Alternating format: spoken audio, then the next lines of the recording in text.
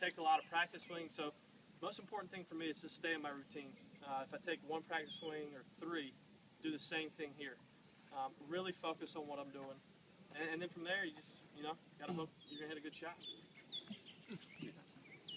Good luck.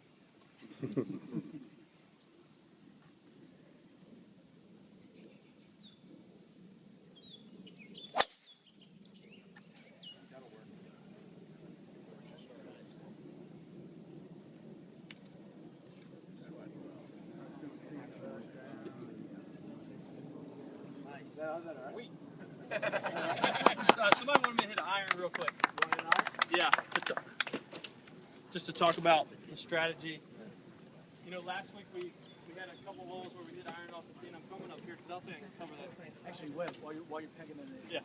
When you guys were hitting iron last week in Marion, were you hitting it more because of what you wanted to do from here, or what you wanted to do from up there where you thought it might be landing? We were trying to find the widest part of the fairway. So 7, the dogleg left is the blind shot. Right. The further up you go, the more narrow it gets. So sure, if you want to hit 3 iron and have 100 yards, then great. But you're hitting to a 15-yard wide fairway as opposed to I hit 5 iron and just I'm going to have 2 clubs more into the green, but at least I kind of guarantee fairway a little more. Same with 8. 8, a lot of guys hit 4 iron. I was hitting 6 and 7 because 6 and 7 for me took out the left bunker, and all of a sudden made the fairway virtually impossible to miss with a 6 or 7 iron. But again, I had more club in, but I figured, it was worth it to be back. Like if you were on 4, right, and you were in the rough, yep, you want to lay. You and Paul will sit there and chat and lay it up. I want to be 110 or right, maybe 90. Is that something that people think about on the tee as well? I think so. I mean, I think there's certain guys that have a target yardage that they're really good at. Right.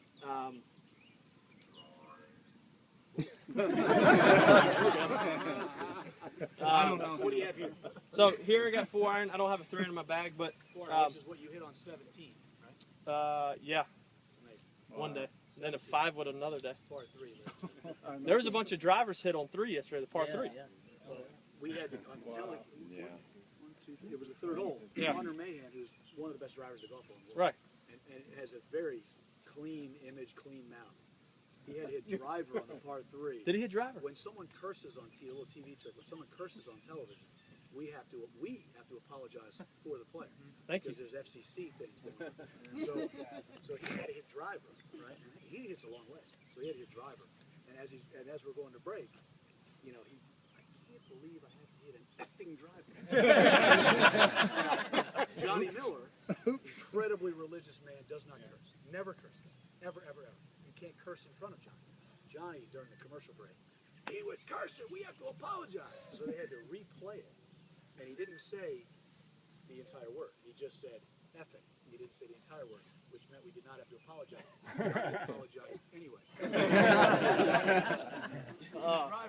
That's good to know. Yeah, I hammered a 3-wood and it flew 5 yards on the green. I have too much pride to hit driver, I guess. That's the point. Yeah. Don't be afraid to. I know.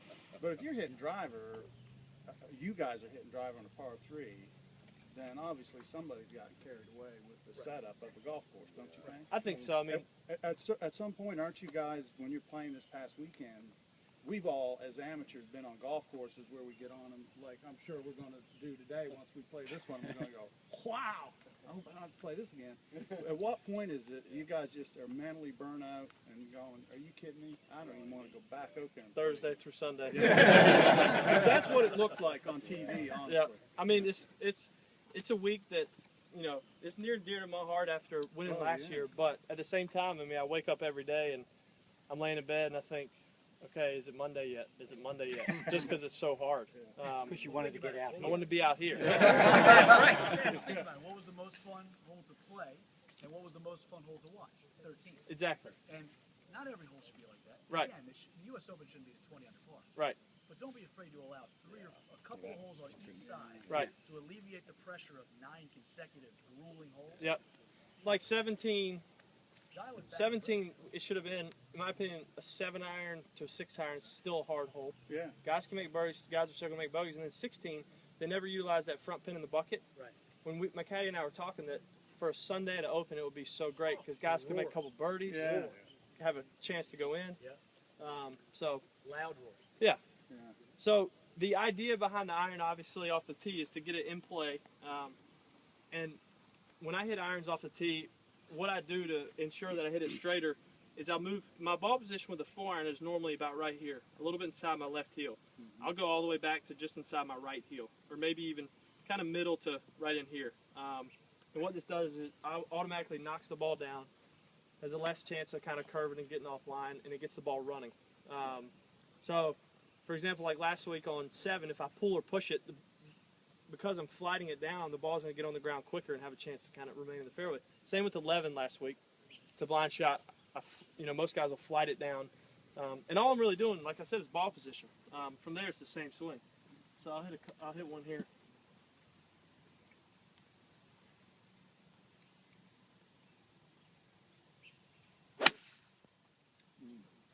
And that's probably half the height of a normal 4-iron, but it'll get on the ground and hopefully run a little bit.